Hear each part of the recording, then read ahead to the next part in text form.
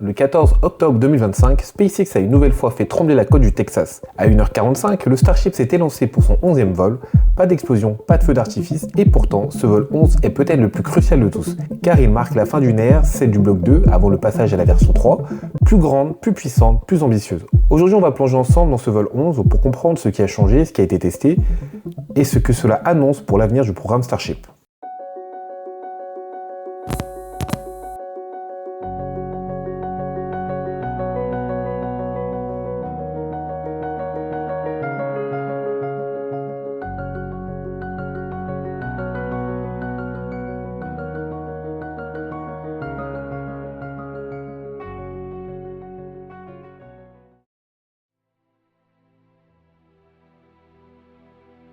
Le vol 11 associe Booster 15, deuxième itération du Booster 15, et le S-38, dernière version du bloc 2.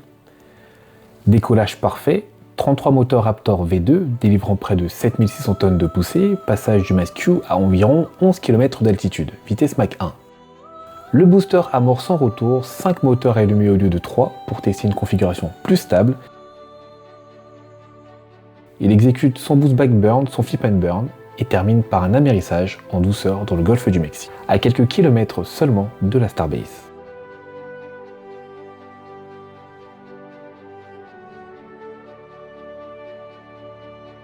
Pendant ce temps, le S-38 grimpe à 165 km d'altitude, puis déploie 8 simulateurs Starlink. Des masses factices représentant des futurs satellites V3. C'est la deuxième réussite consécutive, le système de déploiement est désormais considéré comme mature. Le look du Starship, notamment le nez du chip, est plus allongé, plus fluide, optimisé pour accueillir les satellites Starlink V3, beaucoup plus grandes et lourds que les V2 mini. Ces satellites offriront jusqu'à 60 Tbps de capacité descendante, soit 20 fois plus que la génération précédente, d'où une coiffe agrandie, mieux isolée et renforcée thermiquement. Une fine couche blanche est désormais visible sous les tuiles thermiques, elle agit comme tampon thermique, flexible, empêchant la dilatation de l'acier d'endommager les tuiles. Résultat, aucune perte majeure observée sur ce vol, une première dans l'histoire du programme. Certaines zones ont été volontairement privées de tuiles, l'objectif est simple, mesurer la résistance de la coque en acier face au plasma et calibrer la protection de secours, en cas de perte de tuiles pendant la rentrée.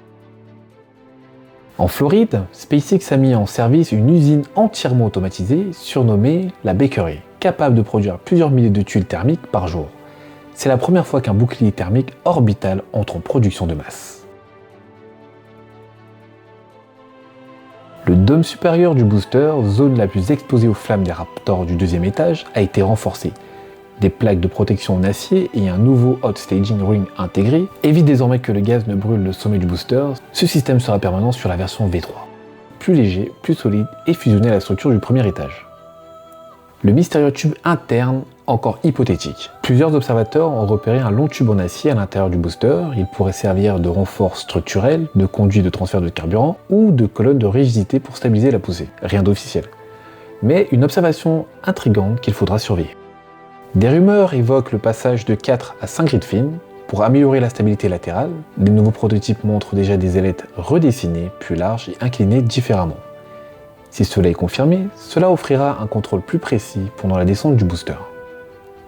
Concernant les Raptor 3, dans une courte vidéo publiée sur X, on découvre les Raptor V3 capables d'un thrust vectoring dynamique. Les moteurs peuvent pivoter plus vite et avec plus d'amplitude.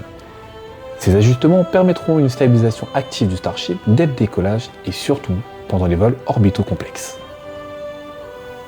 Le S-38 a réussi la remise à feu d'un moteur Raptor V2 dans le vide pour la 3e fois consécutive. Une étape cruciale pour les futures manœuvres lunaires. Mais surtout, la télémétrie est entièrement transmise via les antennes Starlink intégrées, autrement dit, le vaisseau communiquait en direct avec sa propre constellation. C'est la première fois qu'un engin orbital utilise son propre réseau pour suivre ses données.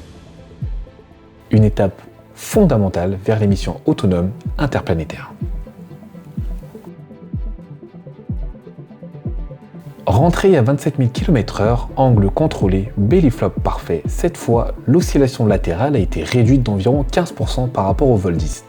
SpaceX a volontairement modifié la trajectoire pour simuler un retour vers la base, préfigurant la future capture par la tour Mechazilla. Malgré le retrait de tuiles pour test, l'échauffement est resté sous contrôle. Le système thermique du Starship commence enfin à tenir ses promesses. Le vol 11, c'est tout d'abord la fin du bloc 2 et la porte d'entrée du bloc 3, V3. Le nouveau Starship sera plus grand de 18 mètres, capable d'emporter 800 tonnes d'ergol liquide supplémentaires. Et équipé de Raptor V3 délivrant jusqu'à 260 tonnes de poussée chacune, soit plus de 30%.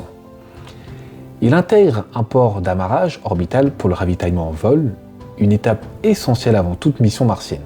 C'est ce que SpaceX devra prouver dans les prochains vols. Un transfert fluide de méthane et d'oxygène liquide entre deux Starships, en microgravité. Et derrière tout ça, la Giga B en construction à Starbase, une structure colossale capitale d'assembler un Starship complet par jour.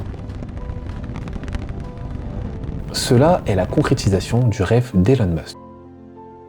En conclusion, si Apollo 11 a marqué le premier pas de l'humanité sur la Lune, Starship 11, ou plutôt le vol 11, marque peut-être le dernier pas avant Mars. Ce vol n'était pas qu'un test, c'était une validation technique complète, décollage, séparation, réallumage, rentrée, télémétrie autonome. L'ère des prototypes est terminée, l'ère de la conquête industrielle de l'espace commence. Et maintenant, tout le monde attend la même question. Est-ce qu'il y aura un vol 12 d'ici la fin d'année 2025 ? Avec SpaceX, la surprise est toujours possible. En tout cas, n'hésite pas à t'abonner. C'était Shonen Joe.